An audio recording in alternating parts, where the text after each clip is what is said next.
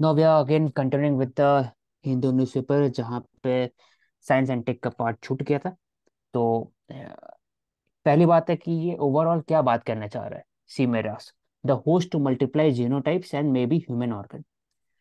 Overall article में ये कहना चाह रहा है कि there are approximately 3 lakh people that are waiting for the organ transplantation in India.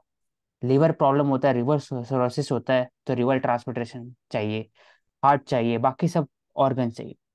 तो अगर ऐसा कोई टेक्नोलॉजी होता जिसमें से आप जो ट्रांसप्लांटेशन ऑफ जो ऑर्गन है वो कोई एनिमल में अगर बन जाए, तो वहां से ट्रांसप्लांट कर सकते हो प्रवेश।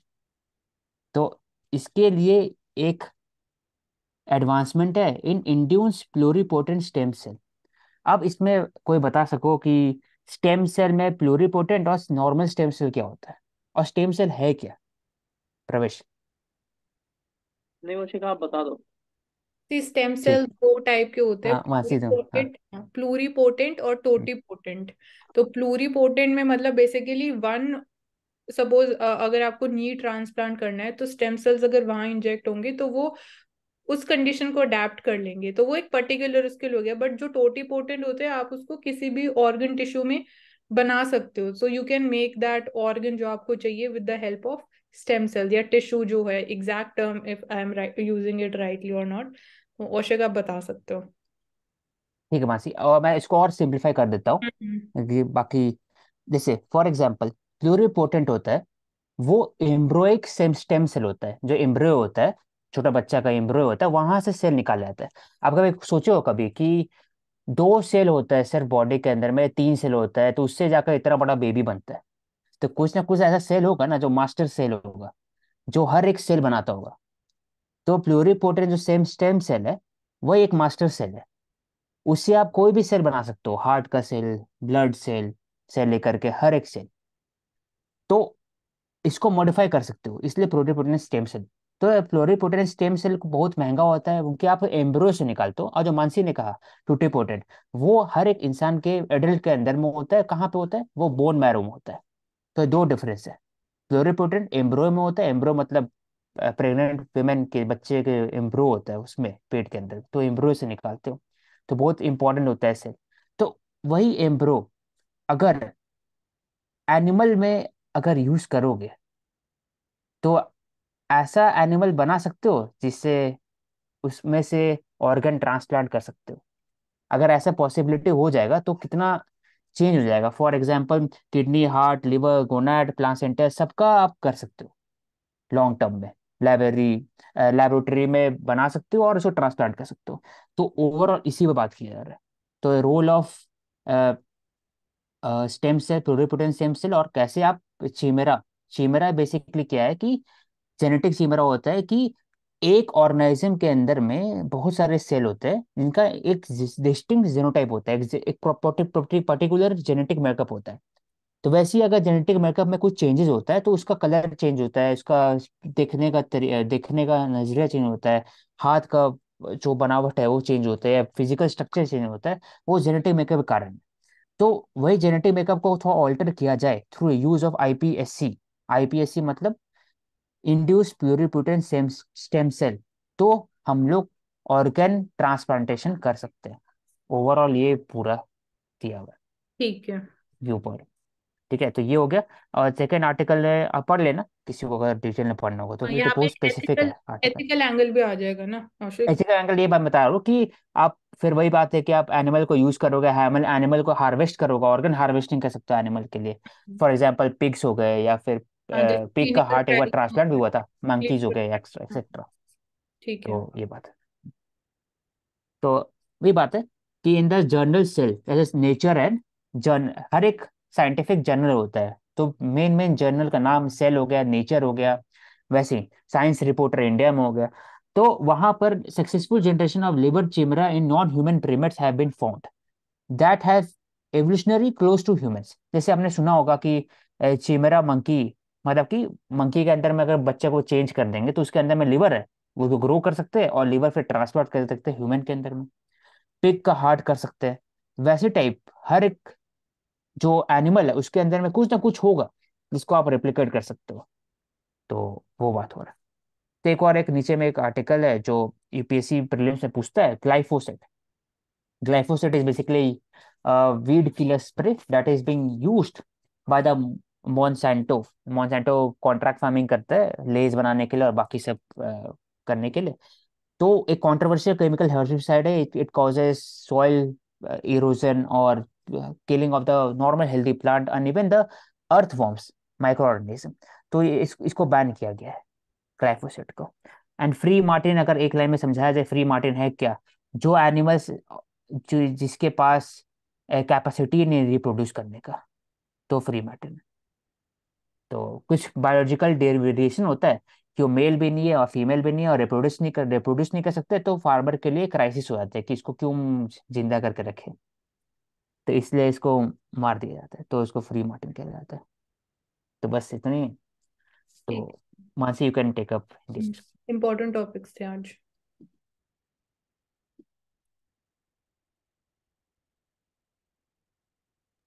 ओके दिव्या, स्टार्ट करो। ओके मानसी।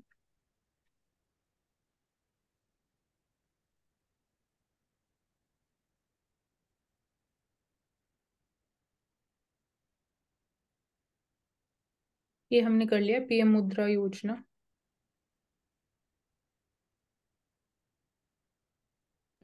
जीआई, कुछ सर की सुरक्षा मांगी। हम्म, तो यहाँ पे जीआई मतलब ज्योग्राफिकल इंडिकेशन, ये बात कर दिया हम लोग। कर लिया ब्रिटेन में जो चीज और दुनिया वाइन भर में, चीनी के दुनिया दाम भर में चीनी बहुत। की कमी। इसको देख सकते हैं कि 75% दाम 55% दाम बढ़ रहे हैं पूरी दुनिया में। और भारत और भारत दूसरे नंबर पर, थाईलैंड तीसरे नंबर पर अगर एक अभी यहाँ, हमने। हाँ, ये चीज तो ठीक है। यहाँ पे एक फायदा ये हो सकता है अगर चीनी के दाम बढ़ रहे हैं और चीनी हमारी हेल्थ के लिए बेनिफिशियल भी नहीं रहती है, तो एक इस मतलब जो अभी करंट सिचुएशन है इसके थ्रू हम कहीं ना कहीं लोगों को और एनकरेज कर सकते हैं कि आप हेल्दी जो ऑल्टरनेटिव्स है फॉर शुगर आप उस पे शिफ्ट कर सकते हो। एल तो नीनो की वजह से बेनिफिट प्रोडक्शन में कमी आई है। हाँ, तो चीनी तो वैसे भी उस चीज। हेल्पफुल होती है। ठीक है, ये तो ठीक है कि प्रोडक्शन में कमी की वजह से चीनी के दाम बढ़ रहे हैं। हाँ, तो मेरे को दो क्वेश्चन थे इसमें कि अगर चीनी की कीमतें बढ़ रही हैं और प्रोडक्शन कम है, तो चीनी की मिल के वहां पर किसान जो धरना दे रहे हैं, हड़ताल कर रहे हैं कि उनकी चीनी नहीं बिक रही, उसका क्या रीजन है? दूसरा, अगर इन एल नीनो की वजह से या मौसम की वजह से प्रोडक्शन के ऊपर असर आता है, कम होती है, तो जो एथेनॉल मिक्सिंग कर रहे हैं हम, उसके ऊपर भी इम्पैक्ट पड़ेगा उन चीजों का, क्योंकि मेन तो गन्ना ही है ना जिससे इथेनॉल मिक्स किया जाता है। अगर प्रोडक्शन शुगर केन प्रोडक्शन कम हो रहा है तो इथेनॉल प्रोडक्शन का जो हमारा प्लान है 20% ब्लेंड करना है हमें पेट्रोल विद इथेनॉल, तो उसके ऊपर इम्पैक्ट जरूर आएगा। और फार्मर्स के जो कंसर्न्स हैं वो आई गेस चीनी बेचने के रिगार्डिंग नहीं है, बट इवन जो शुगर मिल्स हैं वहां पे जो प्रोक्योरमेंट हो रहा है और जो प्राइसेस उनको मिलने चाहिए, मतलब उनको डिलेड पेमेंट्स मिलती है, तो वो एक इशू है। मतलब कि डायरेक्ट गवर्नमेंट प्रोक्योर नहीं कर रही है ना शुगर केन फार्मर से, जैसे बाकी राइस या वीट के केस में होता है। तो यहाँ पे शुगर मिल्स में फार्मर्स अपना शुगर केन जाके बेचते हैं और जो फेयर एंड रेम्यूनरेटिव प्राइस रहते हैं, जो एमएसपी एक तरीके से शुगर केन के लिए अलग डिसाइड होती है जो गवर्नमेंट ही डिसाइड करती है। सो उस पे उस प्राइसेस पे basically sugar mills sugar cane buy करती है फ्रॉम द फार्मर्स। बट वो जो प्राइस उनको मिलता है उस टाइम पे नहीं मिलता है, तो वहां पे भी एक मतलब ये फाइनेंशियल कंसर्न्स वहां पे इमर्ज हो रहे हैं।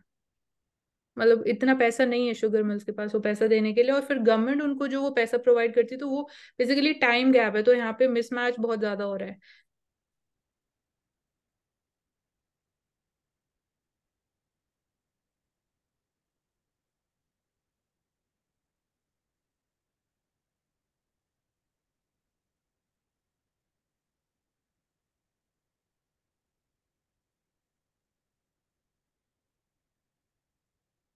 फिर जूनोटिक डिजीज वाला यही है। हाँ, ये ठीक है, कि करो cover इसको।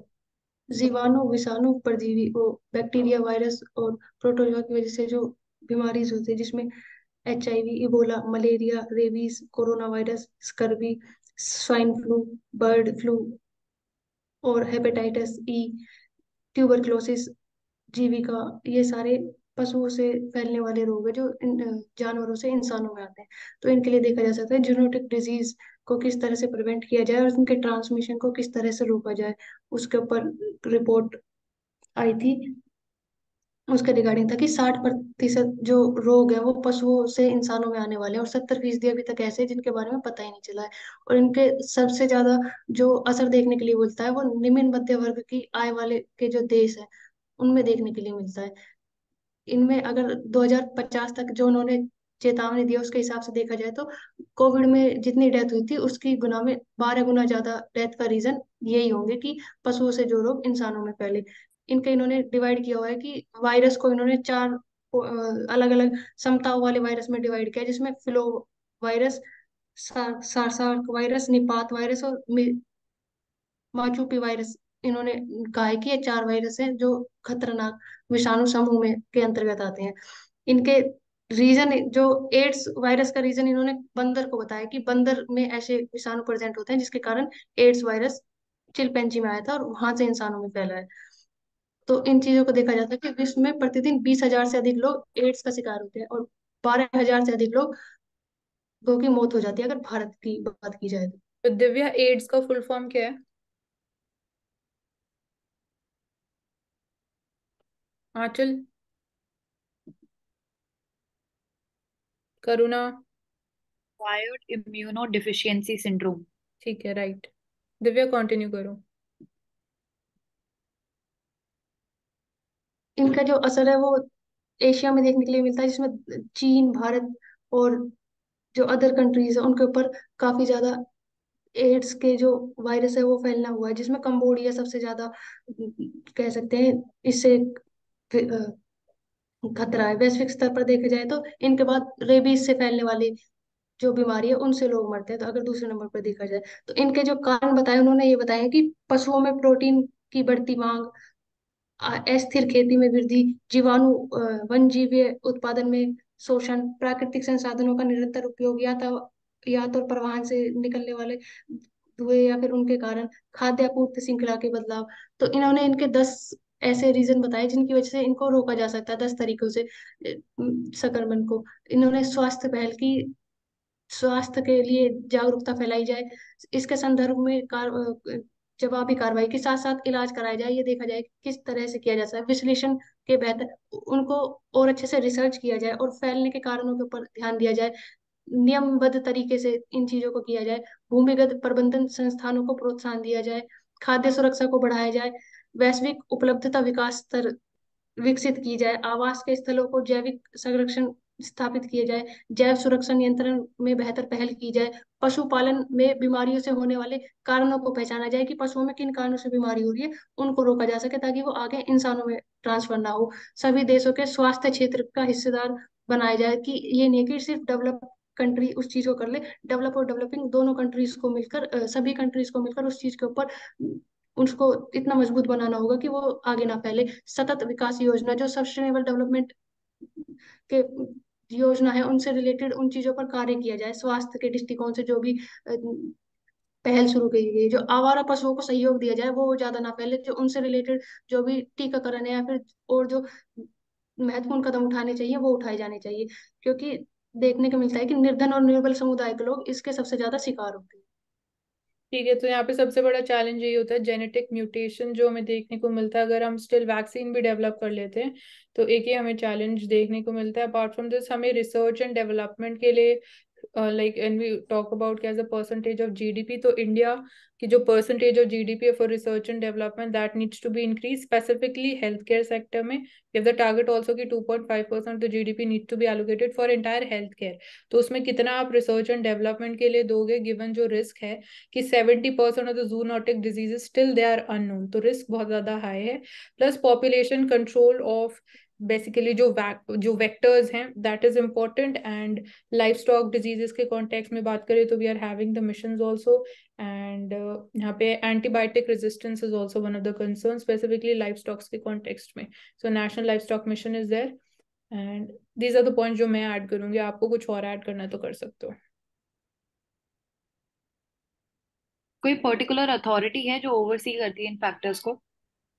लाइक नहीं, एक पर्टिकुलर अथॉरिटी जूनोटिक डिजीजेस के लिए नहीं है, वो हम बोलेंगे कि लाइफ स्टॉक मिशन के लिए सेपरेट है, लाइफ स्टॉक्स के लिए सॉरी सेपरेट है, like separate ministry, and health care के लिए सेपरेट हो जाएगा। बाकी वर्ल्ड हेल्थ ऑर्गेनाइजेशन ने इशू किया था कि जूनोटिक डिजीज की वजह से काफी ज्यादा फैल रहे हैं, कि नेपा वायरस भी उसी से रिलेटेड है। तो उन चीजों के ऊपर ध्यान दिया जा सकता है कि लाइक नेशनल किस हेल्थ तरह। अथॉरिटी और लाइक वाइज मतलब सेग्रीगेटेड अथॉरिटीज हैं। नहीं, वैसे तो हमारे यहाँ है एक, मतलब national centre on disease control, तो वो इसको मेजरली देखता ही है। तो सेग्रीगेटेड तो नहीं बोलेंगे, बट हाँ, अ, मतलब हम बोल सकते हैं कि है, national centre on disease control हमारे यहाँ पे है।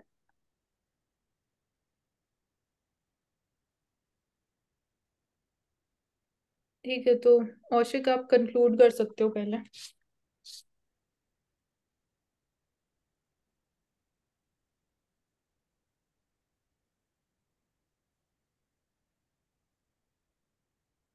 Okay, Oshik is not वो here with us, so I will start with the conclusion first. So, firstly, we talked about the digital lending frauds जो हो रहे हैं, fraud apps and like पैसा world की हमने बात करी. So, we talked about as a part of solution, we need seamless transparency between social media platforms, big tech companies, and RBI. Then moving to the CSR and the public sector undertakings, we have seen कि private sector companies से ज्यादा public sector undertakings भी CSR में spending कर रही है, average is around 10%. So going beyond the call of duty is something that we learn here, and यहाँ पे हमने कुछ यूनिक एग्जांपल्स की भी बात करी. सो एग्जांपल्स में like the local food cuisine को हम यूज कर सकते हैं, we can use local ingredients as it is happening in Meghalaya and Nutri Gardens in Assam. We also talked about this. So reforms, we talked about reforms में greenwashing जो practice है that needs to be curbed. उसमें basically manipulation of numbers किया जाता है by the private companies. So that is one aspect. And reforms में secondly we talked about कि specific quota decide होना चाहिए national level पे. So here the role of union government becomes important. And CSR India में it is under the Companies Act. Companies Act को amend करके we made it mandatory, so it is legally enforceable. Talked about contributions of Firoz Shah Tughlaq. So he reigned between 1309 to 1388 under the Delhi Sultanate, and his administrative reforms like revenue system reforms कुछ किए थे. Ikta system became more hereditary under him, and he is also established the city of Hisar, Firozabad जिसको हम पहले बोलते थे, and agriculture sector reforms, so he built canals, and architecture में jali system was known during that time. Then paddy straw reforms क्या कर सकते हैं हम in the context of stubble burning issue. So baling machines and then direct benefit transfer provide किया जाना चाहिए farmers को instead of providing power subsidies. So that would be more effective. Market for paddy straw can be looked into, and then biofuel production में paddy straw can help us, and paddy में silica content high रहता है, so this is important for prelims. Pharma sector में we talked about the Mashelkar committee, this is important again as a for value addition. Then reforms का जो इनकी recommendations थी कि एक drug inspector होना चाहिए and उसके अंडर 50 units ही आने चाहिए for again effective regulation. Staff की reskilling important है, IT enabled solutions are important as far as checking the standards is concerned. Then India में मिनरल पोटेंशियल अगर हम बात करें तो इंडिया का सिर्फ 10% ऑफ द लैंड मास जो है वो अभी तक हम एक्सप्लोर कर पाए हैं. 2% हमने सिर्फ माइनिंग केस में किया है. सो माइनिंग के लिए व्हेन वी टॉक अबाउट एक लेबर इंटेंसिव इंडस्ट्री है, प्लस इंडिया में और एम्प्लॉयमेंट क्रिएट हो सकती है इनफॉर्मल सेक्टर में. So mining can create 13 times more jobs compare to the agriculture sector. So we can explore it in a sustainable manner. जब हम माइनिंग करने के बाद जो लॉसेज होते हैं, एयर पोल्यूशन, ग्राउंड पोल्यूशन जो होता है, need to take that into account and ensure जैसे कि extended producer responsibility है, तो likewise we can have it here also. जो companies mining में involved है, they should be made responsible. And काबिल example जो हमने बात किया, काबिल limited company is there जो कि lithium और cobalt में overseas में they are into the operations the business in Australia and Argentina in critical minerals.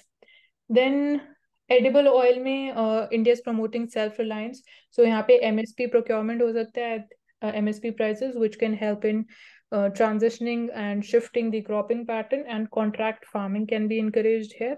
Stem cell की साइंस सेक्टर में अगर हम बात करें तो इंडिया में 6 lakh Indians they need organ donation. So यहाँ पे हमने स्टेम सेल थेरेपी या जो पोटेंशियल है प्लूरीपोटेंट सेल एंड टोटीपोटेंट. तो pluripotent they are taken from the embryo of the child, and यहाँ पे totipotent they are taken from the bone marrow. So they help in transforming these cells into the organ cells जो हमें चाहिए. Basically जो organ चाहिए उस cell में they can get transformed. Then glyphosate, it is used for killing weed, but again उसको ban किया जा रहा है because it is also killing the biodiversity जो soil पे मिलती है, which is again important for maintaining the fertility of the soil. So it is a herbicide, so it is being banned because of the impacts. Zoonotic diseases की हमने last में बात करी. 70% unknown diseases हैं. So we are taking like हमें और क्या करना चाहिए रिसर्च एंड डेवलपमेंट में. We need more funds, more fund allocation. Genetic mutation एक बहुत बड़ा चैलेंज है. पॉपुलेशन कंट्रोल होनी चाहिए of the animals and livestock mission की हमने बात करी. तो these were the important areas that we took up today. So Ashik, now you can continue with your important points.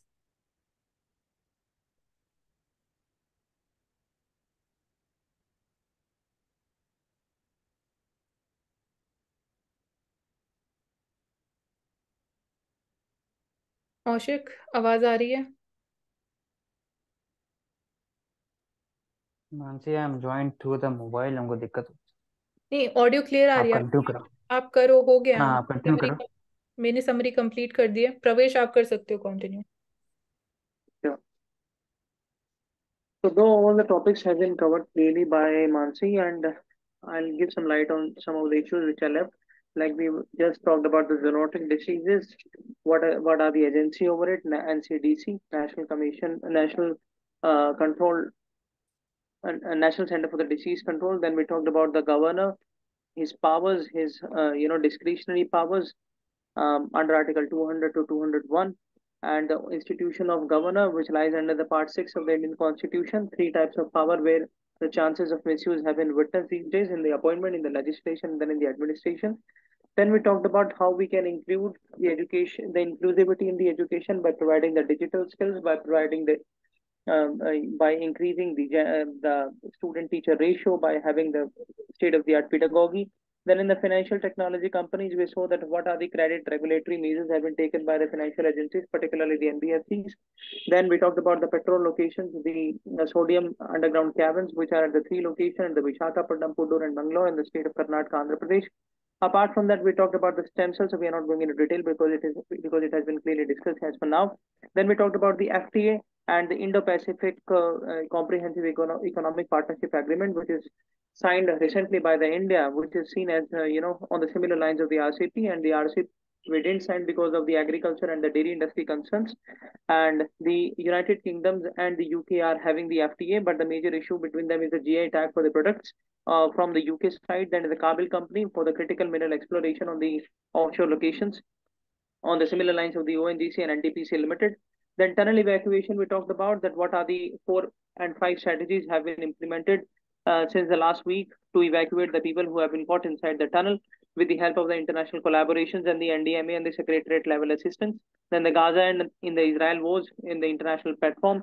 Then what are the different types of alerts, color codings of the alerts by the IMD, that is the meteorological department, and what are the implementations mechanisms by the administration during those. Then we talked about what is the problem in the rice buffers, how it leads to the stocks, buffer stocks, and how the degradation happens in case of non availability and non usage of the buffer stock material, how we can use them under the FPA shops. Then edible oils, we talked how much we import, what kind of edible oils we import from different countries, whether it is soybean, sunflower, and so on and so forth. Then about the air pollution, we talked about PUSA and ICRI, that what kind of balers they can use and the contract farming they can use. Then the road accident and the measures, we talked what are the different kind of strategies and inputs we can incorporate so as to reduce the road accidents in terms of banning the alcohol, then CCTV cameras, then using the biosensor in the helmets, then the Insolvency Bankruptcy Board of India, how it leads to the insolvency of the corporate companies and provide the justice in the corporate setup by establishing the fast track courts also. Then rising cases of the Punjab, rising cases of the stubble warning in the Punjab, still 7,000 cases have been witnessed. And here also the DBT, direct benefit transfer schemes, can also be used, baler schemes and cultivators, different types of technologies can be used. And obviously the behavioral evolution is the need of the hour. Apart from that, we talked about what are the important export status of the coal. And then in the last two more things in the technology sphere, we talked about the robotics, how the AI and the artificial intelligence led innovations are happening into the robotics sector, which are gonna increase the more jobs in the robotics sector, and definitely it will require the skill upgradation. Then Internet of Things stack, we talked about that what is stack, what are the composition of the stacks on the similar lines of the Aadhaar, agriculture and the health stacks, and how it's gonna robust and revolutionize the socio-economic governance of the Ubarta Bharat. Thank you so much. Okay, thank you, Pravesh. Ashik, continue करो please.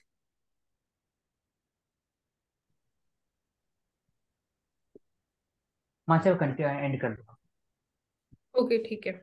So thank you all joining in Sarkari, and stay tuned for everyday critical updates on the newspaper analysis, and do like the video and definitely share your feedback. Thank you so much.